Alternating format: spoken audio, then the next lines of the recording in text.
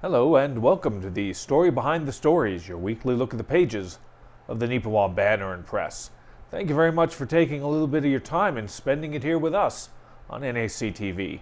I'm Eoin Devereux with the Banner Press, welcoming you to the show this week, and I'm joined this week by journalist Casper Wehrhahn. Casper, good to have you in here to walk us through some of the interesting and intriguing little anecdotes and stories you've got for us for this week's edition. Good to be here, and good to be away from the rain for a little while here, as I had been out and about not too long before the show, and we have a good steady rain out there lately these past few days. As we record this show, it is raining outside, and Casper has been out and about today actually as well, getting some news stories for the next edition of the Banner Press. So great, but at the same time, it's great to have that rain, but in the spring you want to get out and about as much as you can and enjoy the nice weather while it's still available. Definitely, especially before it gets too hot, because I admit I don't do well with heat. Once it turns over into summer, we start getting those warmer temperatures that eat a little more towards 30, I just melt. There's like a 2.5 week period in April and a portion of May where it's perfect. And then you get about a week and a half in October, where it's early October, where it's really nice as well. But other than that, nothing but either extreme heat or cold. No in between. But I guess that's just the way it is in Manitoba from time to time. I guess we wouldn't have it any other way. Let's get into the pages of this week's paper, though. And as always, it's best to start on the front page. Casper, you've got a story for us about a regional event that is really quite celebrated in Brandon, but actually has connections throughout Western Manitoba, including Neepawa. It certainly does. This is a story that happened to come to me here. But it is an annual event. A bunch of Westman cyclists gathered in Brandon, as Eoin mentioned there, at the Keystone Centre for the Westman Chapter 30th Annual Cerebral Palsy Stationary Bike Race. This is a great event that's hosted each and every year in order to support individuals and families who are impacted by cerebral palsy. And one of the teams goes there each and every year. In fact, this was their 16th year of participation, Cody's Cruisers, which is associated with, and I apologize if I pronounced the last name incorrectly. It's been a while since I've heard it, but the Payette's family of Neepawa, I believe. And a new team as well this year, Dylan's A-Team, associated with Dylan Unger. Dylan has participated in 2023 with a different team, but wanted to start his own team this year, get something up and going that way. And so this was the first year of his team locking in. His mother, Amber, was with him as well, and a bunch of her co-workers too. They all have associations with the health profession, and so they work closely with individuals who may be impacted by cerebral palsy or other factors as well. So this was definitely a good year for them getting involved and really just sort of enjoying supporting the cause. And it sounded like it was a great year for both teams, getting out there and given a hard cycle for each of the capable members for 25 minutes each, which can amount to quite a workout, I must say. It's very good to see this continuing on here. I'll tell you, Casper, this thing is so old. How old is it?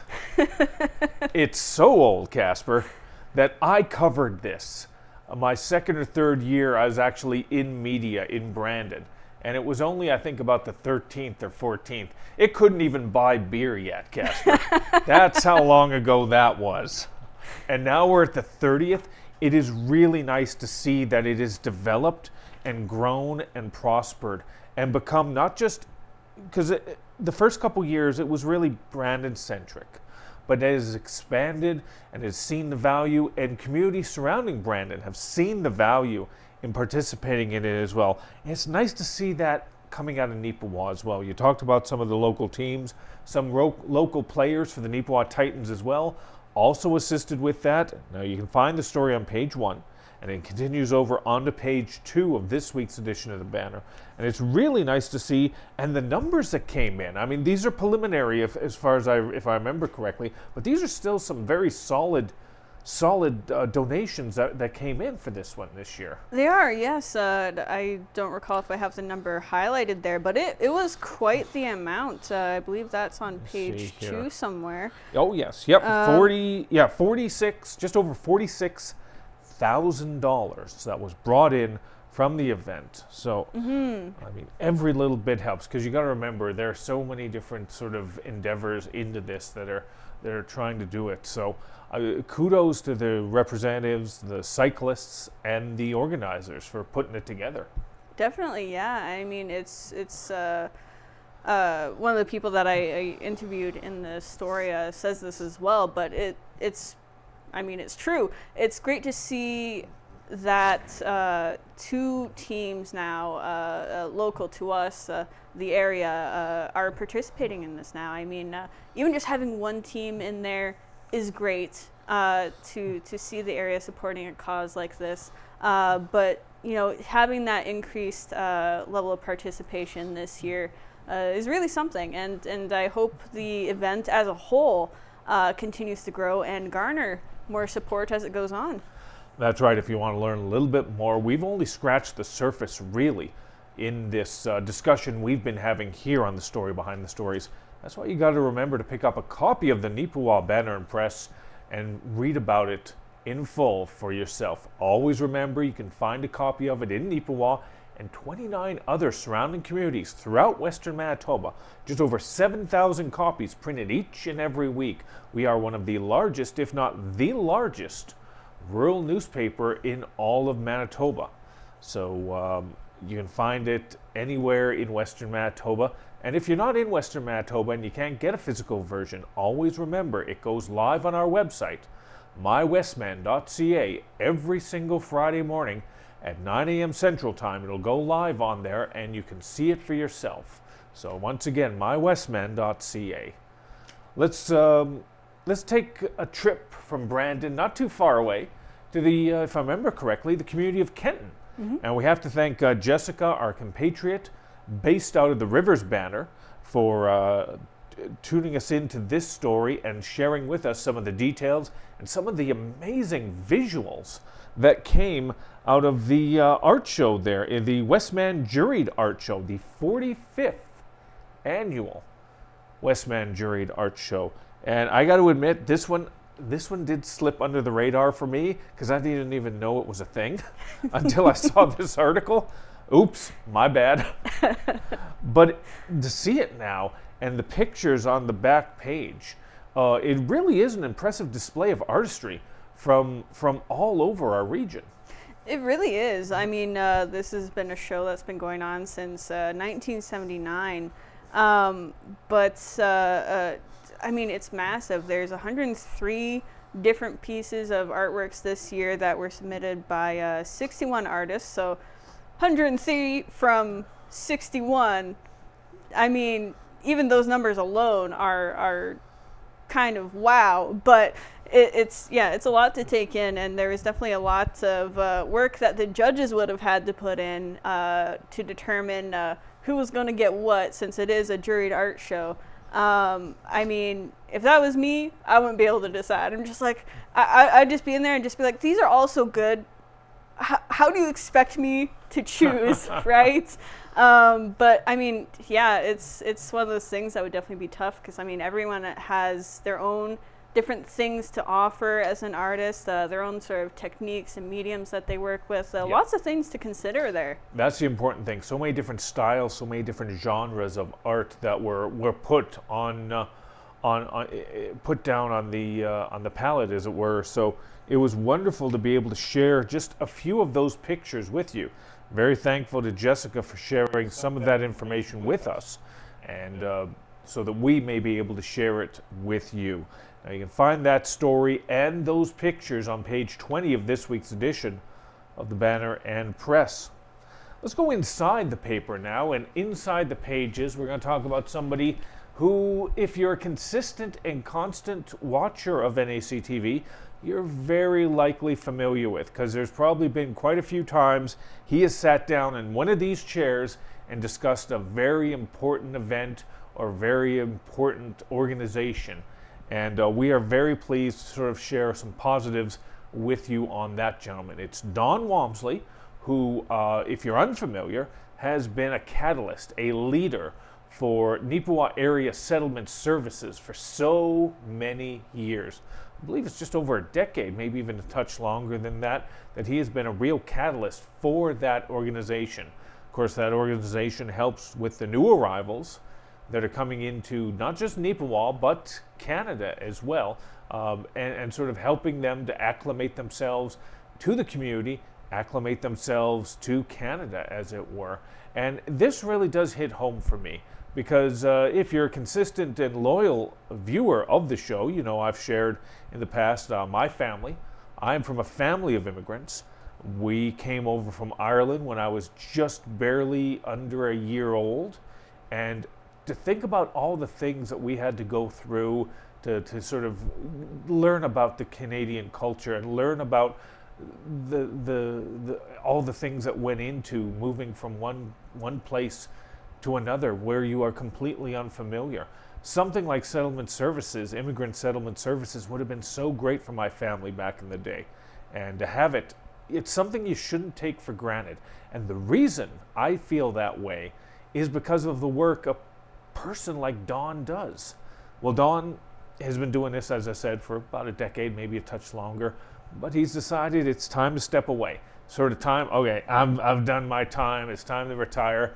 And it's, well, first off, Casper, it's nice in this day and age with the cost of everything that people can retire still. That's nice. That's all right. I'll tell you what. Yes, for sure. I mean, I'm sure everyone's aware of how costs have been going up for everything, really. But no, speaking on Don here, I mean, he's definitely put in a lot of good work with Neepawa Area Immigration Settlement Services to help people ease into their new lives coming over here, coming to the community, and just the surrounding area and I mean the province, the nation in general, to get things settled for them and get going on their lives here. The reason we share this story with you as well is we want you to be a part of that celebration as well. There's going to be an event that's going to be occurring on May 16th. The sort of a retirement party, as it were, for Don, and the public is invited to it on the 16th between 2 and 4 p.m.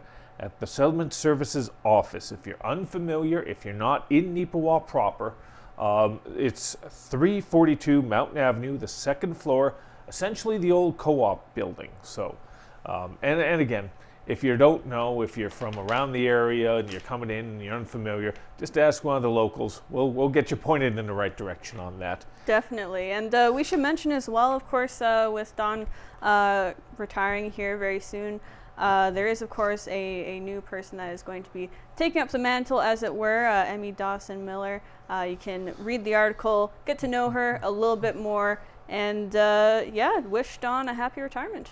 That's right. And once again, congratulations, Don, on that well-deserved retirement. Hopefully we'll still be seeing you out and about, though, at so many different events and features and special ceremonies and whatnot throughout Neepawa. So once again, congratulations to you. All right, let's talk about another congratulations we want to share. This is just one really quickly we're going to touch base on. We got informed of this via some social media channels. We're very appreciative of that. We have to put a congratulations out to Danica Pottinger. Pottinger, yep. Potker, yes. My apologies on that. She is a person who has been participating in the Neepawa Area 4-H, and she represented Neepawa Area 4-H in an astonishing manner at the provincial 4-H competitions recently, and she ended up winning a prize. She finished first in her category in terms of public speaking. Speech competition, she gave a 10-minute presentation, the importance of wearing a helmet. I assume when cycling or other events, you know, I'm not quite sure, you know, maybe make while you're making dinner as well. If she was able to come across and cite the importance of wearing a helmet while making supper, then maybe she did deserve it then. But I'm assuming it's more sports and activity related type stuff. So most congratulations to her on that.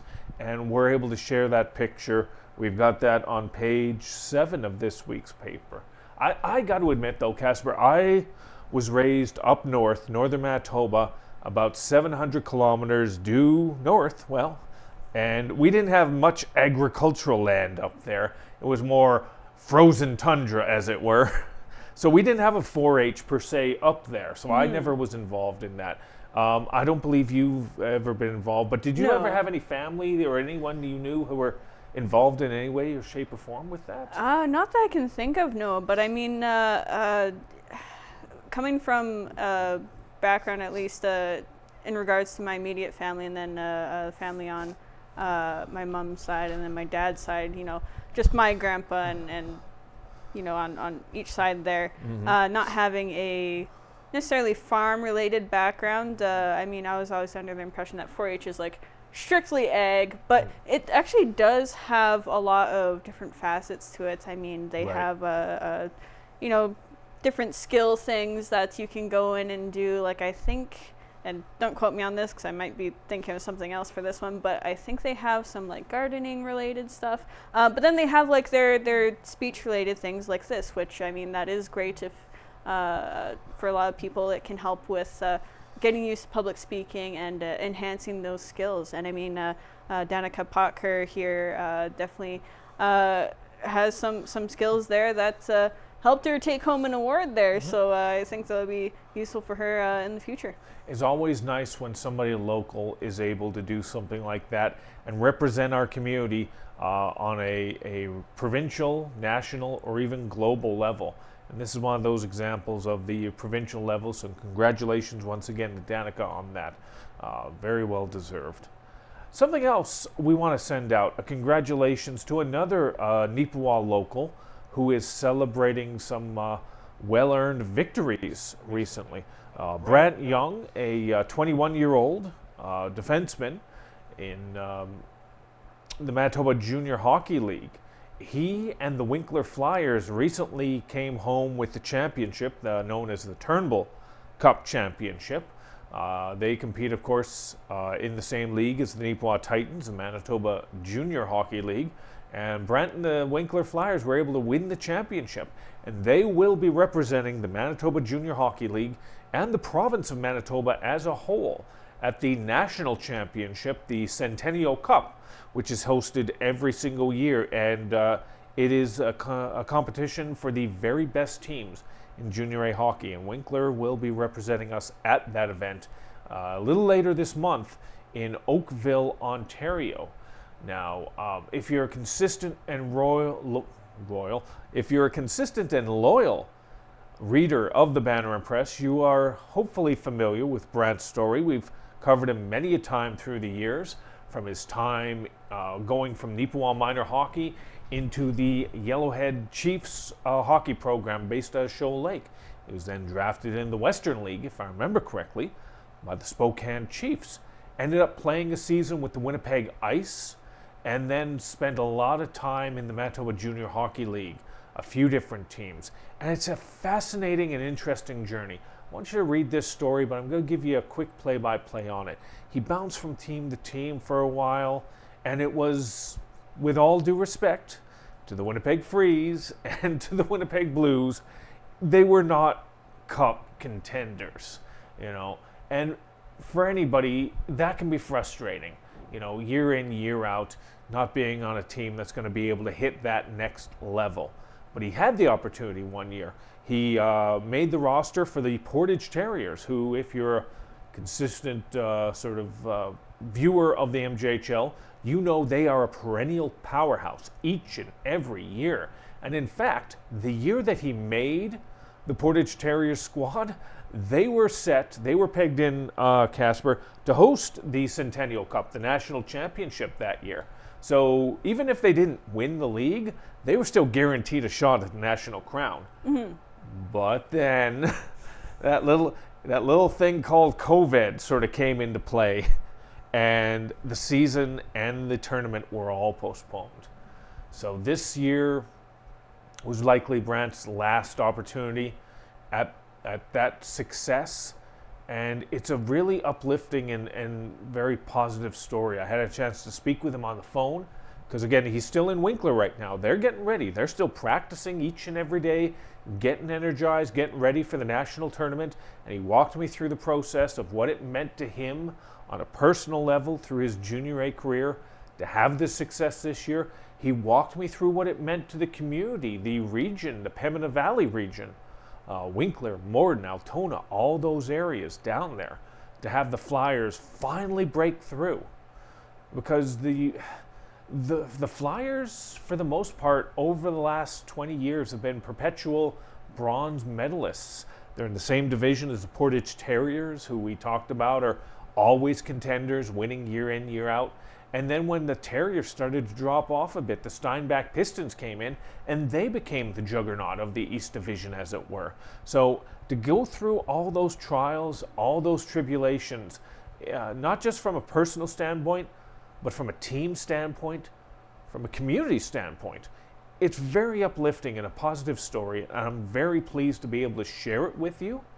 And hopefully someday we'll be able to share it as a collective as well, right here in Neepawa. So, but congratulations to Brant and best of luck at the Centennial. So, and if you want to find that story, you can find it. It's on page 12 of this week's edition of the Banner Press. I want to thank the Winkler Flyers as well. They were very helpful in terms of getting some information, making some arrangements, sending some pictures from the playoffs to me in a prompt and timely manner. So very appreciative for all that assistance on that. So hopefully you'll check it out and see it for yourself. Because Casper, these types of stories, like I said, if you're into sports, that's great. But sometimes these types of stories, you don't even need to like sports. You just need to like to root for, the underdog, as it were. Definitely. I mean, of course, I've mentioned before, I'm not a sports person myself, but any story like this is just great to see. I mean, after everything that has happened, trip-ups here and there, and then, of course, world events, it's just nice to have a success story, especially after, someone and a whole team has put forward as much effort as has been. And, finding that cohesion and being able to bring yourself and bring each other to that level, and good coaching, of course, too, definitely goes a long way. And for them to be able to go to that next step and to be currently preparing for that next step right now, I'm sure is just thrilling for everybody. Yeah, most definitely. A couple other little sports things to share with you here and there. We've got details on the Neepawa Nova's Gymnastics Club. They finished up their competitive season recently at a meet in Winnipeg. We've got some of the results of those athletes in this week's paper. We've got some updates from the Neepawa Titans as well. Congratulations we have to share from a few different players. And I'm not going to give away too much of it here, but Eoin Poirier and Connor Thompson have been singled out in different ways. So if you want to find that, you're going to have to pick up a copy of the paper. Check it out on page 13 of this week's edition of the Banner and Press. All right, now before we go, we got a few minutes. We're going to share some details with you about a couple special features we have in this week's paper. First off, if you go into the center of the newspaper and 10 and 11, you're going to find our special home and garden feature. Every year we sort of share some of those details on how to beautify and to make the most of your home, to make the most of your patio, make the most of your lawns, whatever it may be, to beautify for yourself and your community. And this is the first of several weeks that we're going to be doing this feature. We got a couple items from Metro. They're a source that we are very grateful to be able to share with you, talking about reseeding, replanting your lawns, and of course, most likely the reason you need to replant or reseed your lawn, maintaining a lawn routinely roamed by pets. Casper, I'll just share a little thing here. Last weekend, a couple weekends, I've been working on the yard, trying to get it back to its prestige, as it were. and it's kind of hard because we've got a dog at home, a little half dachshund, half Labrador mix, and I'm not going to get into too much detail. This is a family-oriented program, but he can mess up the lawn on a consistent basis. So that's always a fight to sort of keep that looking good. But it's one of those things. You're going to find this one of these days.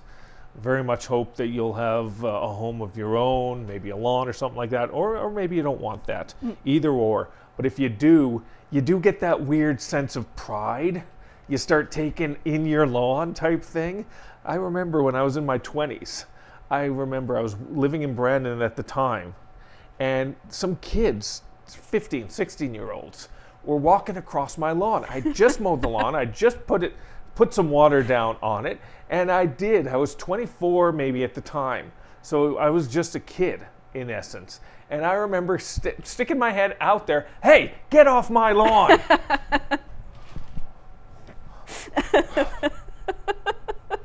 Oh. Did you give yourself a few years that day? I instantly turned 50 when I said that. Oh my Lord.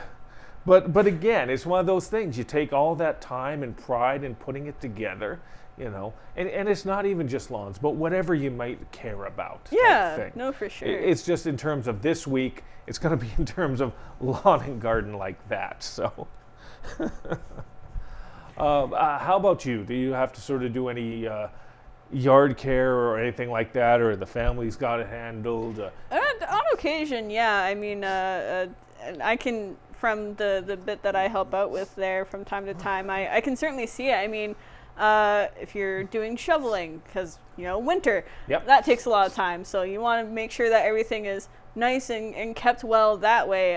But then, like, even so much as mowing the lawn when it comes to spring or summer, I mean, that takes time. That takes a lot of time. You want to make sure that lawn is nice and well cut and just kept looking good.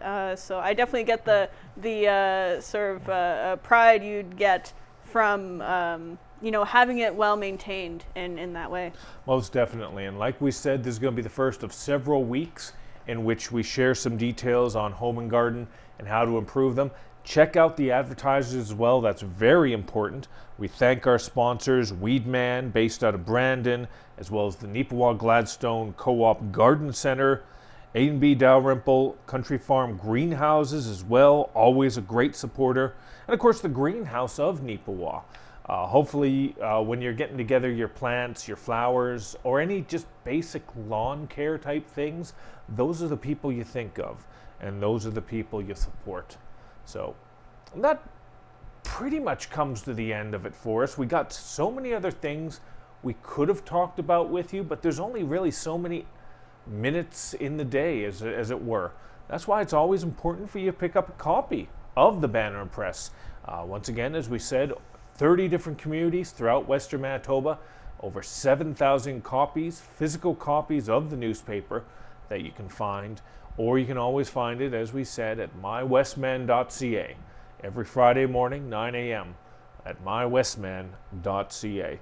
So there's so much more. Like I said, we didn't even get a chance, Casper, to talk about the Mother's Day feature. Yes. We got a page for Mother's Day as well, because that's coming up soon. It is So, a lot faster than perhaps anticipated with how the year has gone by so far. Yeah. So don't forget to take care of your lawn, and then take your mom out for a nice brunch, if you're able to, all right? So that's about it for this week. Casper, once again, thank you very much for walking us through some of those stories you were able to track down, and looking very much forward to hearing a little bit more in next week's edition. Yeah, of course. Always happy to be here and hear from you as well, and looking forward to the next one, of course. And again, I'll probably do one or two things as well, but that's why we need you. If you have any story ideas or suggestions, always remember, give us a call, 476-3401, or news@neepawabanner.com. If you have a story suggestion, send it our way. We'd like to be out everywhere we can be, but we can't be sometimes. So if you're our eyes and ears from time to time, it's greatly appreciated. So once again for Casper, I'm Eoin Devereux. Thank you once again for tuning in to the story behind the stories. Have a good week.